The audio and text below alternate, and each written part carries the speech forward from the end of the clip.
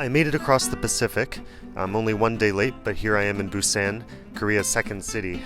I only have one day here in Korea, so I thought I would go to someplace really Korean. I asked the agent to take me to a hotel in a place with lots of Korean things to do. He brought me to a Russian hotel in Chinatown on Texas Street.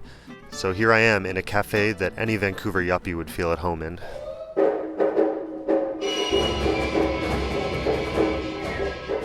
I take the high-speed catamaran from Busan to Fukuoka, Japan in less than 3 hours.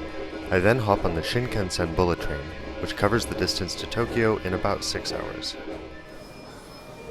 My first stop is something I've been dying to see, the Tokyo Fish Market, the largest in the world. Ardent tourists line up at 4:30 a.m. for a chance to see the tuna auction in action.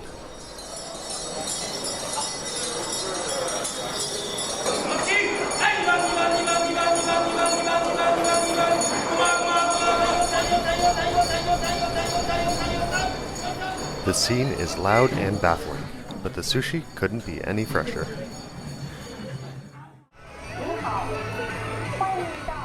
Everyone knows about the bullet trains, capsule hotels, cacophonous arcades, and flummoxing toilets that define the Japanese urban phenomenon. Here, everything is packaged to the extreme. This is an individually wrapped slice of bread. The apples and bananas are wrapped tightly. I think this is a gargantuan citrus fruit. Step off the street and into one of the many niche cafes, however, and the experience can be downright bizarre. The staff at this cafe in Tokyo dress as French maids, call us master, and pepper their conversation with demure giggles. At the Cafe Nikko in Osaka, 1100 yen gets you one drink and 1 hour to play with cats.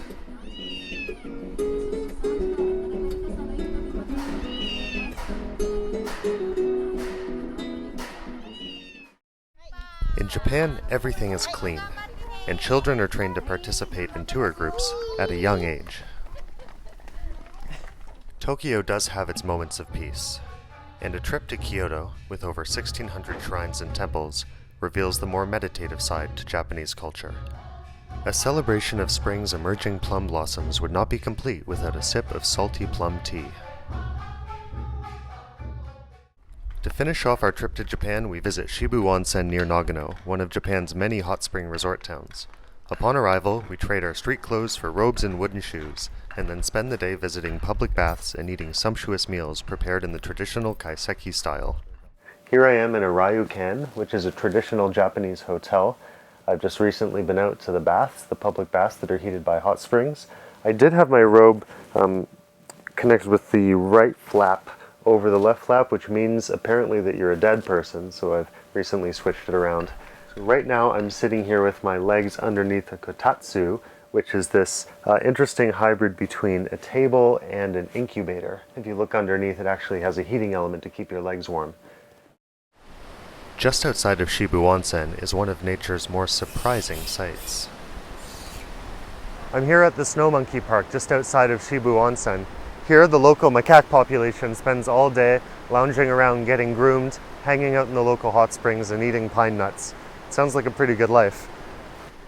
Seeing these monkeys enjoy eating mixed nuts in a hot tub seems to be irrefutable evidence that humans and monkeys are descendants of the same evolutionary ancestor. Walking back from the monkey park, I couldn't feel further from the mayhem of urban Japan. I regret not being able to see more of it. But if I want to circumnavigate the globe this century, I can't afford to linger any longer, and so it's time to head to Osaka and catch the ferry to China.